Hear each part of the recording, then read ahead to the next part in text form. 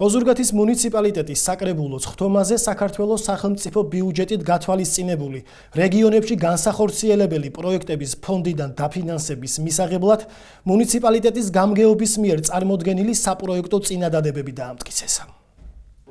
Deputatებმა დაამტკიცეს საქართველოს სახელმწიფო ბიუჯეტით გათვალისწინებული რეგიონებში განსახორციელებელი პროექტების ფონდიდან დაფინანსების მისაღებად მუნიციპალიტეტის გამგეობის მიერ წარმოდგენილი საპროექტო წინადადებები.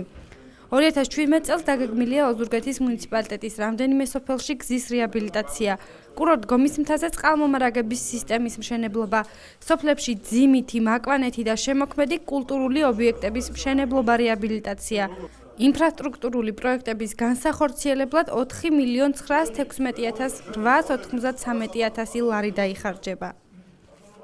მისაღები აღნიშნულთან დაკავშირებით საქართველოს მთავრობის განკარგულება, რის შემდეგაც უკვე ჩვენ მაქსიმალურად შემჭირებულ ვალდებში დავიწყებთ აღნიშნული სამუშაოების განხორციელებას.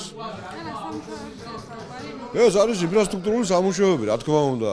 მათ შორის 6 გარდამავალი პროექტი იყო და ეხებოდა ამა თუ იმ ადმინისტრაციულ ერთეულებში გზების მშენებლობას.